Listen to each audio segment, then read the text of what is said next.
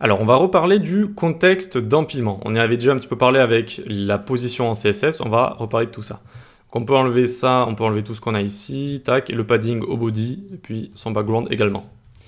Donc le contexte d'empilement, ça va être un nouveau contexte qui va être créé dès qu'on va positionner un élément, avec position relative, absolute, fixe, etc. Et aussi avec des propriétés comme transform par exemple, ou encore opacity. C'est-à-dire que si je mets un H1 ici avec un lorem 5 comme ça, et qu'en dessous je vais mettre une box, donc une div avec la classe box, je vais venir ici, et cette div box, alors cette div box, eh bien je vais lui mettre une width de 350 pixels et une hauteur de 75 par exemple. Et enfin je vais lui mettre un background crimson comme ça, crimson.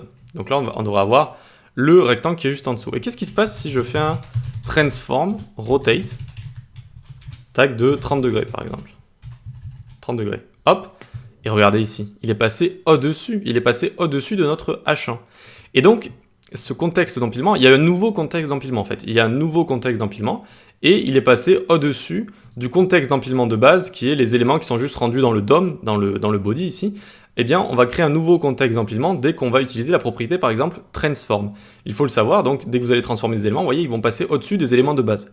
Bon, c'est aussi simple que ça, hein, mais il faut quand même s'en rendre compte, tac, et vous pouvez notamment taper stacking context, si je dis pas de bêtises, il y a l'empilement des couches, voilà, donc c'est stacking context, hein, et vous cliquez dessus sur MDN, c'est assez bien, alors c'est pas très bien expliqué, mais je trouve qu'ils vont, voilà, vous montrer toutes les propriétés qui peuvent changer ce contexte d'empilement. Donc on a les propriétés position, etc. On va y revenir dans la vidéo. Et on a également donc tout ce qui est opacity, mix blend mode, transform, filter, perspective. On a déjà vu également clip path, on a vu récemment. Donc voilà, il peut y avoir des propriétés comme ça qui n'ont pas l'air de base, mais qui vont changer ce contexte d'empilement. Et voilà, la surprise qu'il peut y avoir, c'est « Oh, ça passe au-dessus de mes éléments qui sont créés de base, voilà, qui ont le contexte d'empilement de base. » C'est ça la surprise qu'il peut y avoir. Donc on va rejouer un petit peu avec ce contexte d'empilement et avec les positions. Et donc ici, par exemple, on va se faire une div avec la classe element et la classe L de l'art x3. Hop, ça nous fait 3 divs, element et puis L, 1, 2, 3. Ok. On va se faire point element ici. Et on va en faire un rectangle également, 250 pixels et une hauteur de 75 pixels. Tac, et on va lui mettre ici un background crimson. On va le mettre à tous nos éléments. Ok, ils sont là, très bien. On va mettre un petit margin histoire de les séparer. De 5 pixels. Voilà, super. Et là, ils sont dans le contexte d'empilement classique, donc créé dans le body, dans notre DOM. Si on veut créer un nouveau contexte, facilement, on utilise position relative. Et en plus de construire un nouveau contexte facilement, donc quand vous entendez contexte, c'est imaginez une pile de cartes et comment elles vont s'empiler les unes sur les autres en fait.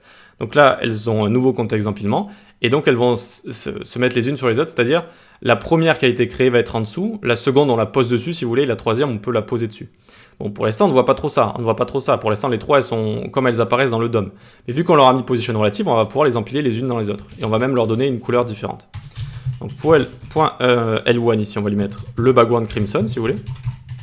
Et par exemple, je vais lui mettre, non, je la laisse là où elle est, c'est-à-dire hop, on va voir notre premier rectangle qui est juste ici. Mais les deux autres, j'ai envie de les mettre sur ce rectangle.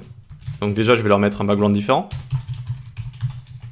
Et par exemple, je vais mettre top moins 50 pixels. Et là, tac, il est monté ici, vous voyez. Et je vais le décaler de left de 50 pixels également. Et là, vous voyez le système de cartes où on va les empiler les unes sur les autres. Donc un nouveau contexte d'empilement est créé pour tous nos positions narratives, c'est un seul nouveau contexte pour tous ces éléments, d'accord?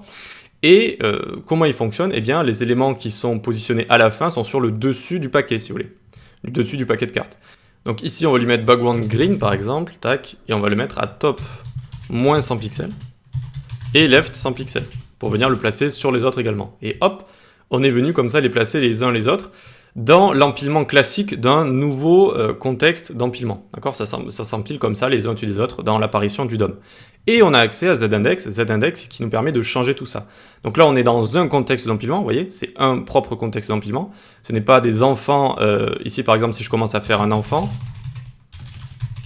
eh bien il aura un nouveau contexte d'empilement qui sera dans ce parent-là. Là, ils sont tous au même contexte d'empilement, au même nouveau contexte d'empilement qui est créé par la position ici, position relative.